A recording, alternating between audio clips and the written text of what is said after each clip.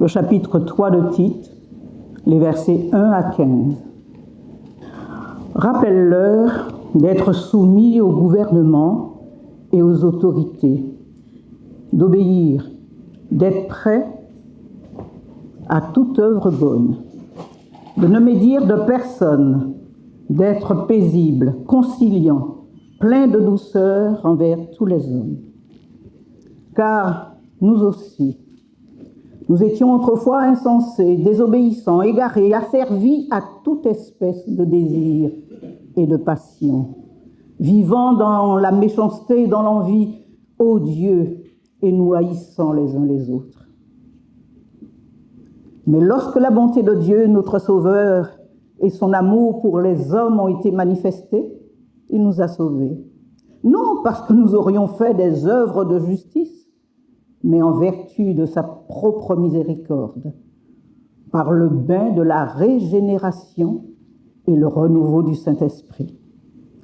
Il a répandu sur nous avec abondance, par Jésus-Christ notre Sauveur, afin que, justifiés par sa grâce, nous devenions héritiers dans l'espérance de la vie éternelle. Cette parole est certaine, et je veux que tu insistes là-dessus, afin que ceux qui ont cru en Dieu s'appliquent à exceller dans les œuvres bonnes. Voilà qui est beau et utile aux hommes.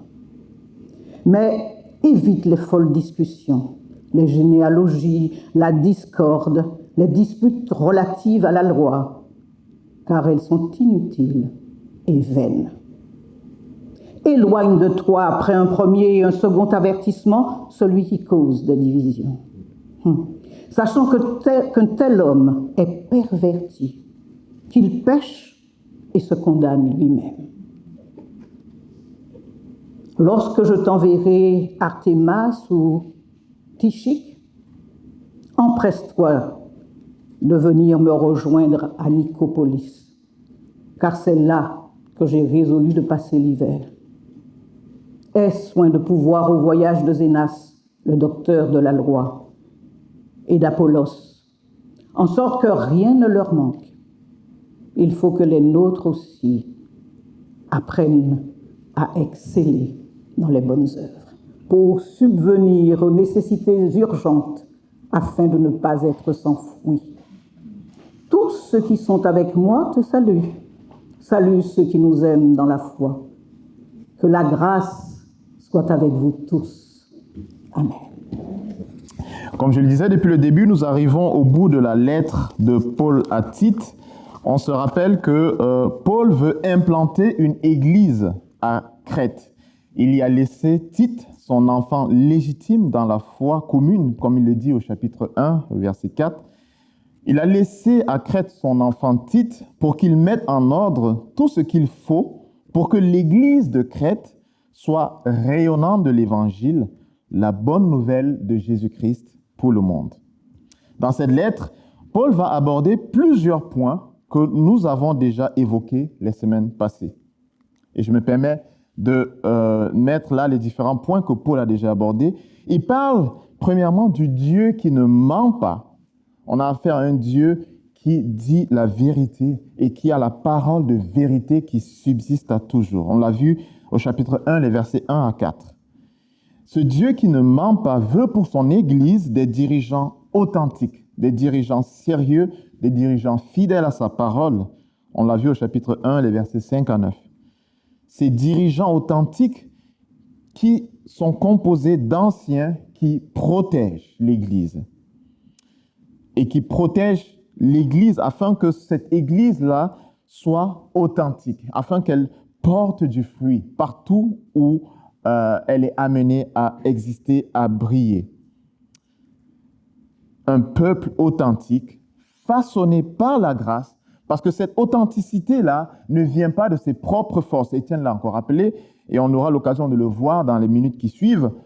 Ce n'est pas par nos propres forces que nous sommes appelés à être authentiques, sinon nous jouerons un jeu. C'est par la grâce de Dieu, c'est parce que Dieu a déjà accompli à la croix l'œuvre que nous étions incapables de faire. C'est en étant modelés par un esprit, loin d'être un esprit de jugement, mais un esprit de grâce. Amen. Et c'est en faisant cela que nous rayonnerons de manière authentique dans le monde. Voilà les différents points que Paul a déjà abordés dans sa lettre jusqu'à ce niveau. Et aujourd'hui, nous abordons donc la dernière partie de la lettre. Quand on écrit un message, quand on écrit une lettre, c'est vrai que les mots de la fin sont souvent les plus importants. On veut s'assurer que notre interlocuteur a capté l'essentiel du message qu'on veut transmettre. On fait un résumé. On veut vraiment attirer l'attention du destinataire de la lettre. Plusieurs éléments sont déjà marquants dans cette lettre. On le voit au chapitre 2, versets 11 à 14, et on voit au chapitre 3, verset 4, la grâce qui irrigue tout le message de la lettre. La grâce de Dieu. La grâce est, selon moi, l'information qui doit gouverner, modeler notre attitude. C'est le fait que Dieu a déjà subi à notre place le manquement légitime que nous avons du fait que nous rejetons Dieu au quotidien. Cette condamnation que nous méritions, Jésus, le Fils de Dieu, a accepté de la subir pour nous. Il a été condamné afin que nous ne soyons plus condamnés, mais que nous vivions en hommes et femmes libres du péché, libres du mal. C'est l'une des clés du projet de Dieu décrit par Paul au chapitre 2, les versets 14. On peut le relire ensemble. Chapitre 2, verset 14, vous pouvez le tourner, les pages de la Bible.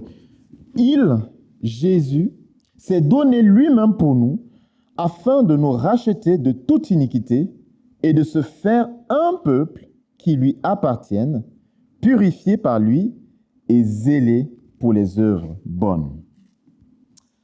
Les bonnes œuvres, c'est ce que Dieu attend de son peuple. Mais pour ça, il y a beaucoup de défis. Et Paul en parle dans sa lettre. Vers la fin, il attire notre attention sur deux aspects importants.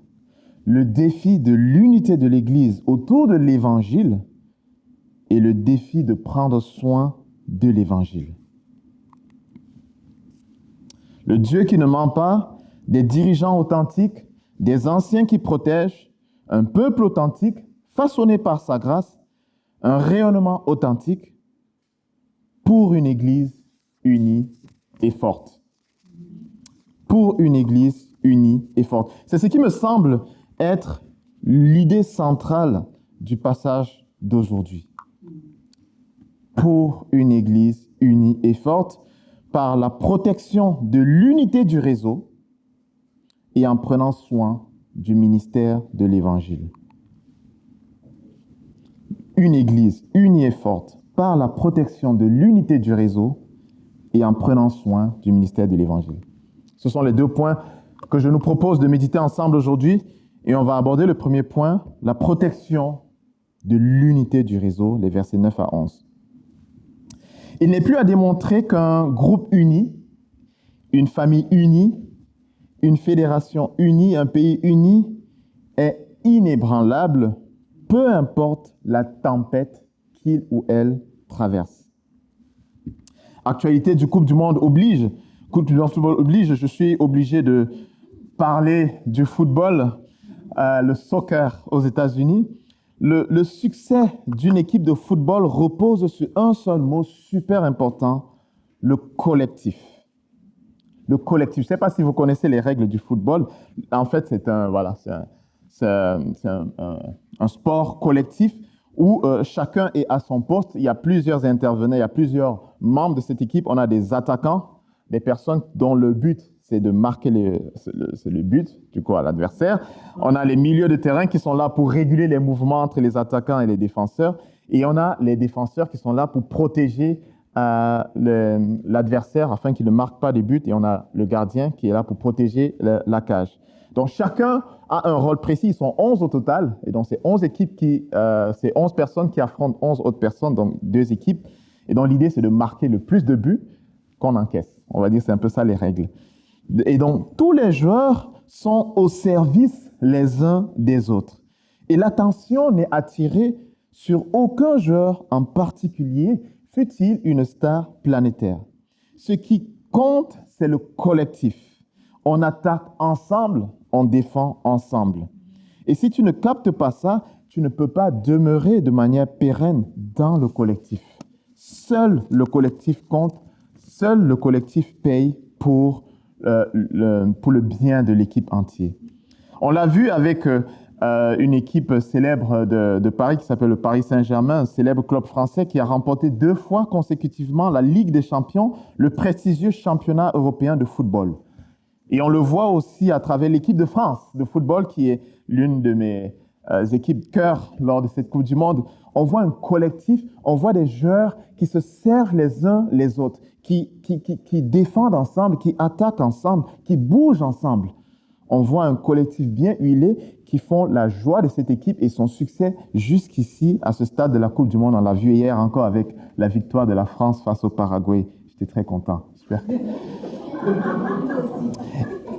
Il me semble que c'est une illustration, ce collectif-là, ce mouvement d'ensemble, ces joueurs qui se servent les uns des autres. C'est une illustration, peut-être imparfaite, de ce que Paul veut nous dire à travers les 3 premiers versets que Chantal a lus pour nous. Lisons ensemble les 3 versets du chapitre 3, dans chapitre 3, de 8 à 11.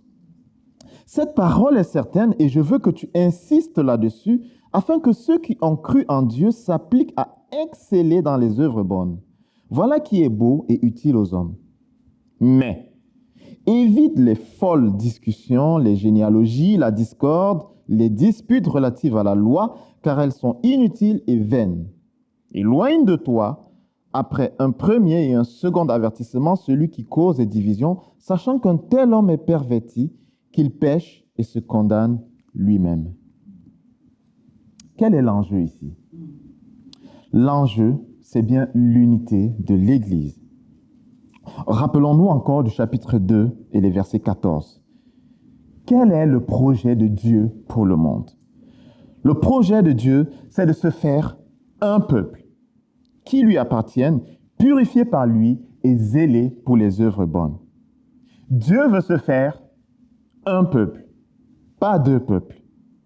Jésus-Christ a donné sa vie à la croix pour un seul peuple.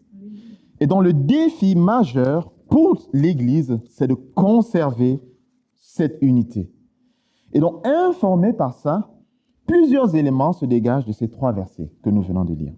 Il y a déjà l'aspect utile-inutile que Paul souligne au verset 9. En anglais, c'est mieux dit, c'est not profitable. C'est vraiment des choses qui n'ont pas de valeur ajoutée, qui ne sont pas profitables, qui n'apportent aucune plus-value. 4 choses sont inutiles. 4 choses sont not profitable.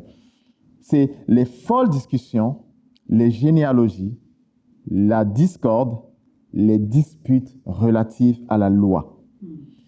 Inutile veut dire que cela perd du temps. Cela n'apporte pas de plus-value, cela n'édifie pas, cela ne sert pas l'Évangile. Car un des dénominateurs communs de toutes ces 4 choses, c'est la totale absence de grâce. Elles ne transmettent pas la grâce à notre prochain, à notre frère.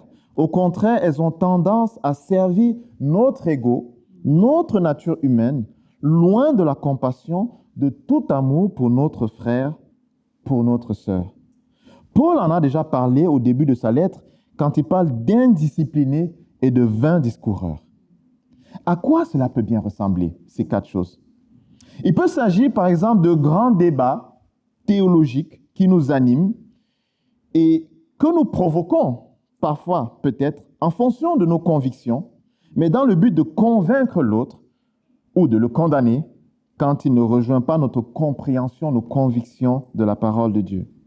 Je ne dis pas qu'il ne faut pas avoir de bons fondements théologiques, non.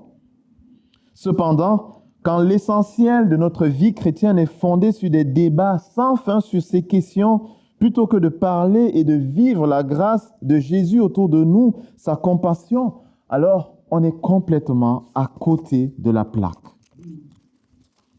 Une autre illustration peut être la manière avec laquelle on souhaiterait, par exemple, conduire de manière pratique les activités de notre Église, d'une assemblée. La taille du conseil d'Église, sa constitution, le déroulement des temps de culte. Un culte plus court, un culte plus long. Est-ce qu'on doit mettre plus d'accent sur des chants rythmés ou des anciens chants, etc.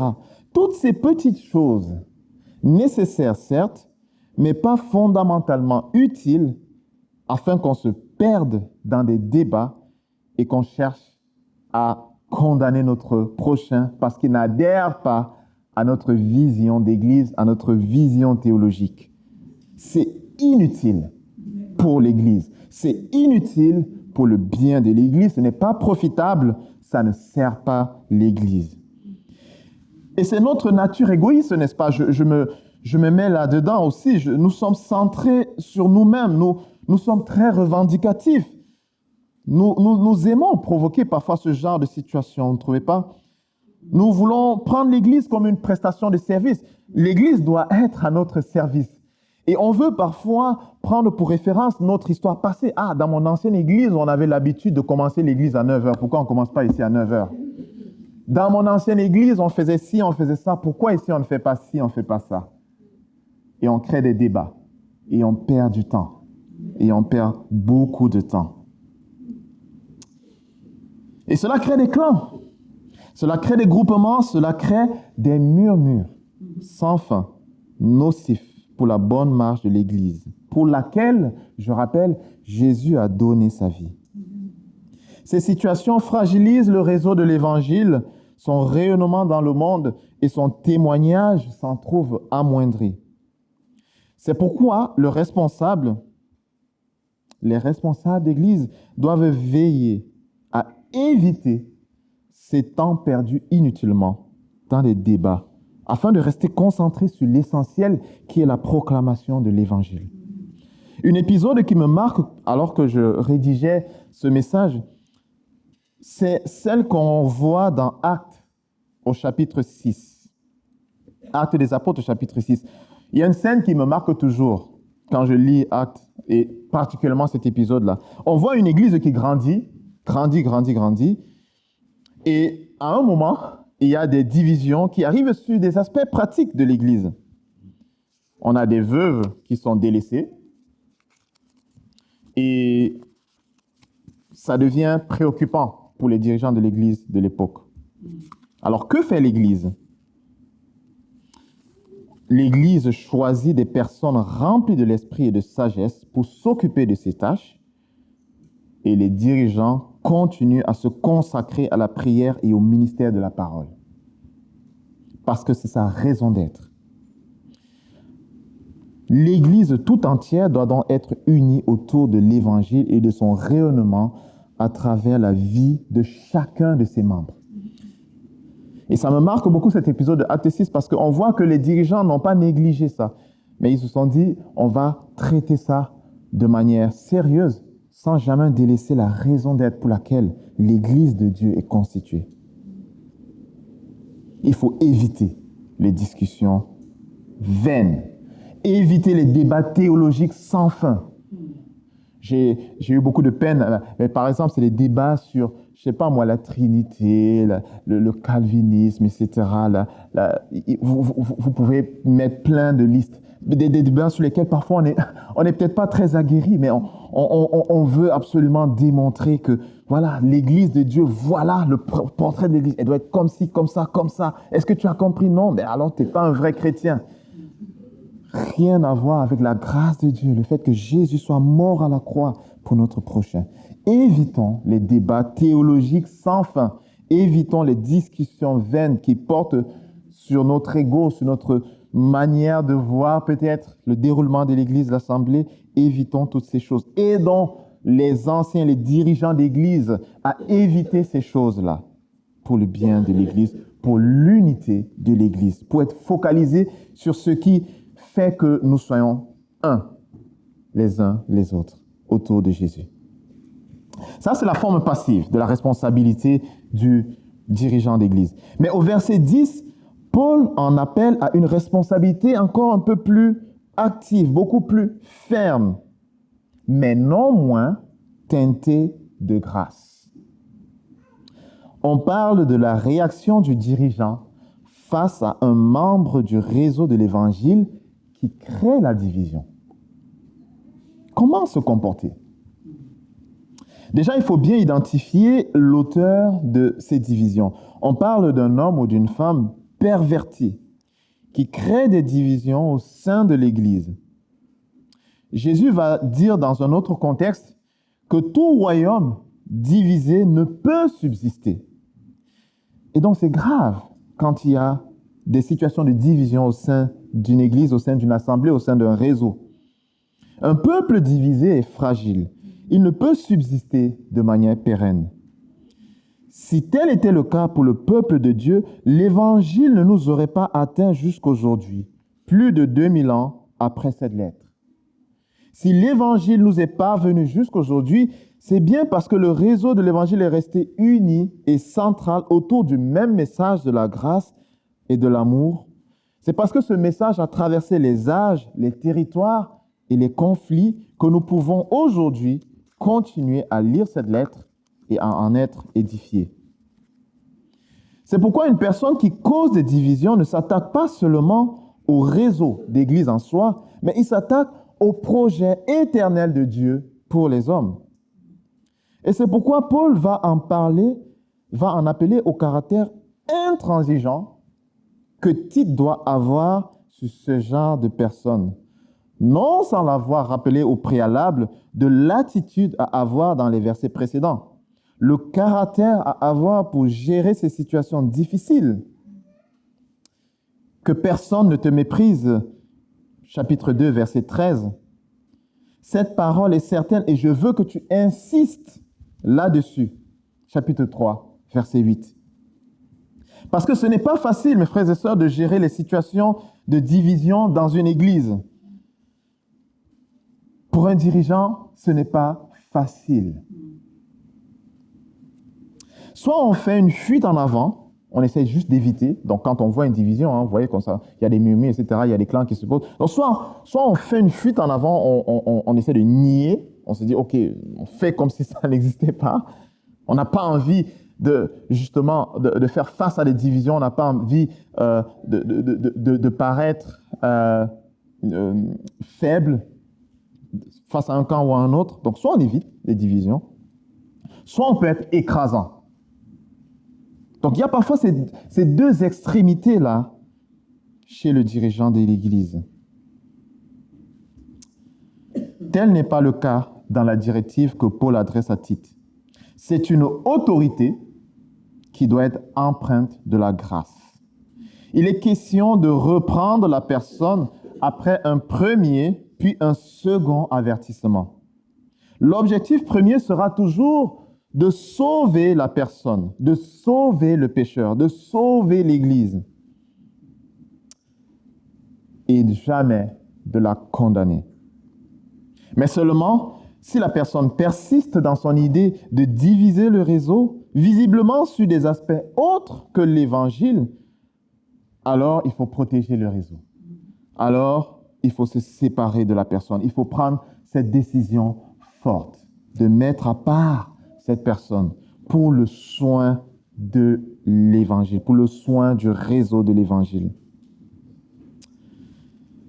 Une Église unie est une Église inébranlable. Et finalement, c'est de la responsabilité de chacun des membres de veiller à ce que l'Évangile et l'Évangile seul soient au centre.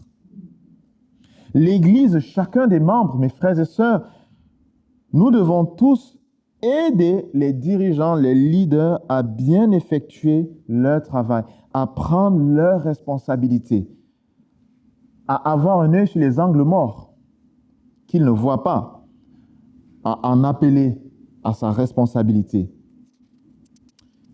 à faire en sorte que le dirigeant puisse bien faire son travail en usant de grâce. Il faut protéger l'unité du réseau. Il faut aussi prendre soin les uns les autres. C'est le second aspect de notre message aujourd'hui. Il faut prendre soin du ministère de l'Évangile. Avez-vous remarqué la foule de personnes dans ces 4 versets, les versets 12 à 15? Relisons-les ensemble. Lorsque je t'enverrai à Artémas ou Tychique, empresse-toi de venir me rejoindre à Nicopolis, car c'est là que j'ai résolu de passer l'hiver.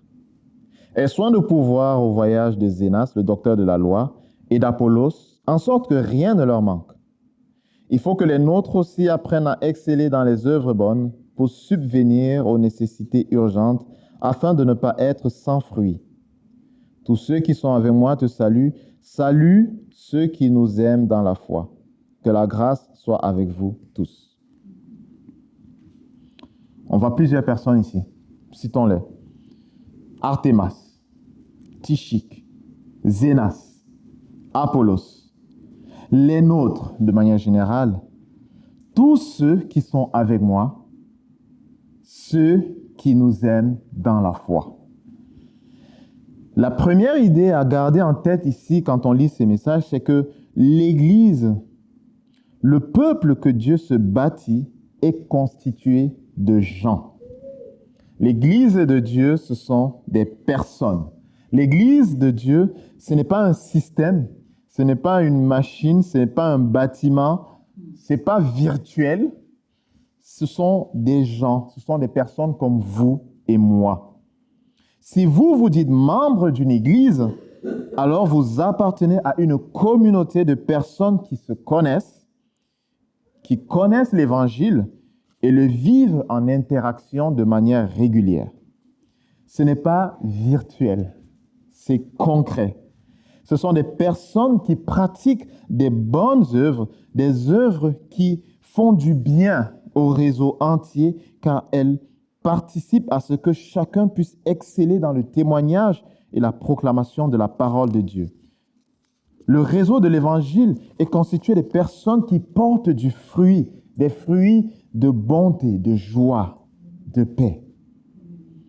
Artémas et Tychique, visiblement deux serviteurs fidèles de Paul, sont appelés à assurer la continuité de l'Église en Crète quand Tite devra rejoindre Paul à Nicopolis.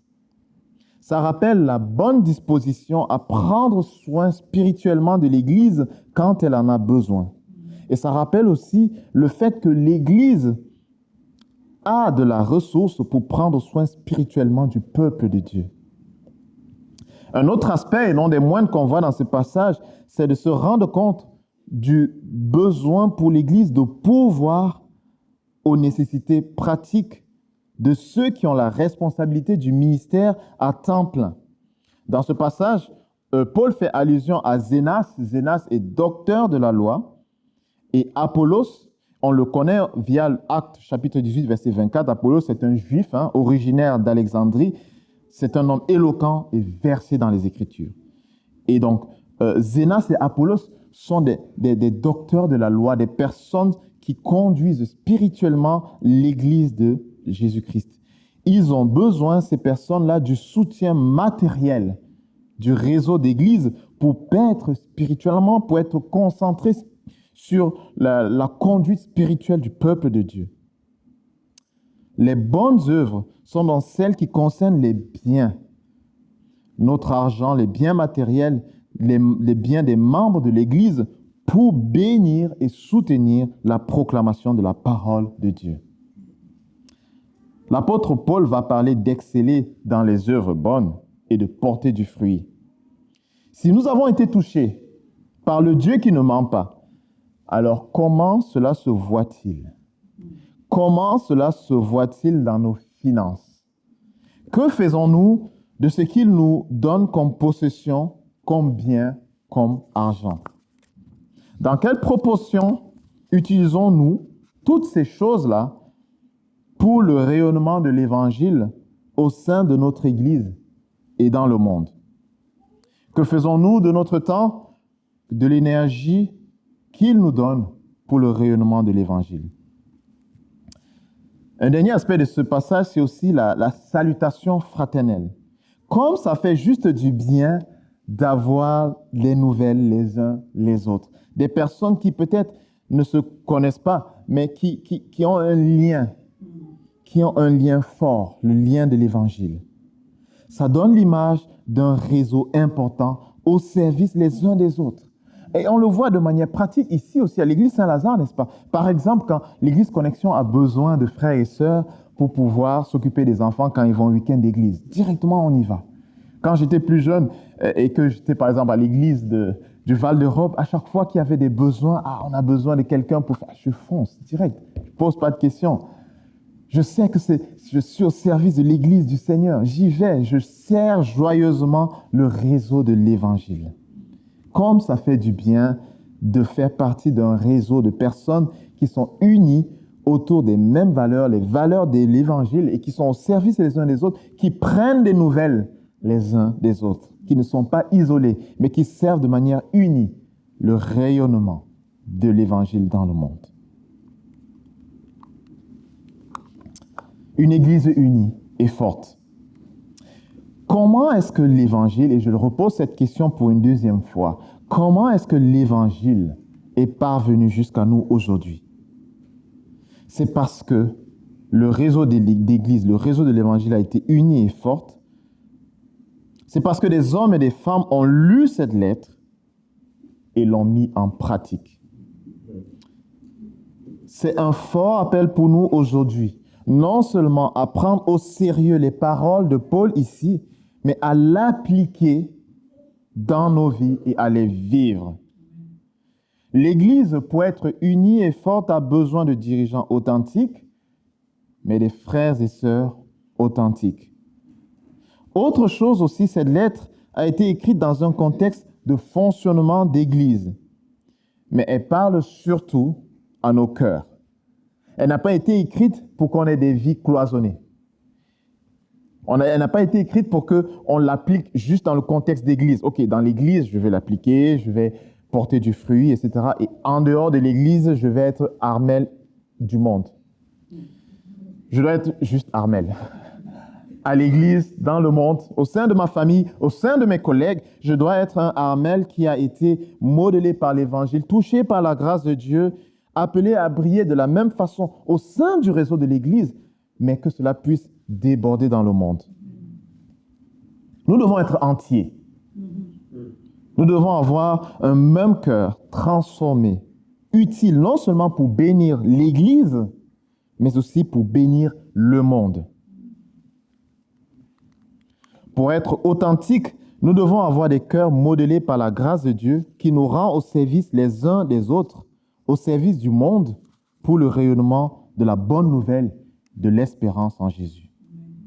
Ça se verra dans notre façon de traiter les conflits à l'Église. Ça se verra dans notre façon de traiter les divisions, les murmures, dans l'Église, mais aussi en dehors de l'Église. Dans l'Église, mais aussi dans nos familles, au travail. Quand on va entendre des bruits de couloir, que faisons-nous de ces informations? Quand on va voir des divisions, des clans qui ne servent pas l'unité du groupe dans lequel on est, qu'est-ce qu'on va faire de ces informations? Comment allons-nous user de grâce pour pouvoir gérer ces conflits, ces divisions? Ça se verra dans notre rapport avec l'argent, avec nos possessions, avec l'utilisation de notre temps. En contemplant l'œuvre de Jésus à la croix pour nous, laissons Jésus développer en nous des fruits dignes de repentance, de rejet de notre péché, de notre nature prompte à faire le mal, prompte à juger. Des fruits dignes de l'espérance de Jésus. Des fruits de paix, d'unité, de joie et d'amour. Pour une Église forte et rayonnante. Prions ensemble. Ah Seigneur, nous sommes conscients que nous n'avons pas abordé tout ce qu'il faut dans cette lettre. Il y a tellement de choses à dire. Mais nous avons lancé des pistes de réflexion, Seigneur, et nous voulons, Père, que tu continues à nous parler, Seigneur. Nous avons besoin d'être unis, mais unis autour de l'Évangile, unis autour de la grâce de Jésus pour nous, pour notre famille, pour le monde, pour ton Église, pour ton peuple. Alors aide-nous à briller, aide-nous, aide ton Église à avancer, Seigneur. Donne-nous d'être des personnes qui ne sont pas centrées sur eux-mêmes, mais centré sur toi, sur ce que tu as fait. Ô Jésus, aide-nous les uns les autres à nous servir, comme toi, tu as servi ton Église au point de te donner pour elle. Aide-nous à nous donner les uns les autres. Aide-nous, Seigneur, à user des paroles de grâce, des paroles d'apaisement. Donne-nous de voir ce que nous ne voyons pas. Aide chacun des frères et sœurs ici, Seigneur, à nous aider à voir les angles morts, ce que dans notre nature humaine, nous n'arrivons pas à voir, ce que notre égoïsme, parfois notre entêtement, n'arrive pas à voir. Aide nos enfants parfois pour ça. Donne des personnes qui attirent notre attention, Seigneur, sur la responsabilité des uns des autres et sur la responsabilité des dirigeants de ton Église. Alors aide-nous à être des personnes authentiques, des personnes entières, au cœur entier, qui vivent pour toi et pour toi seul. Au nom de Jésus. Amen.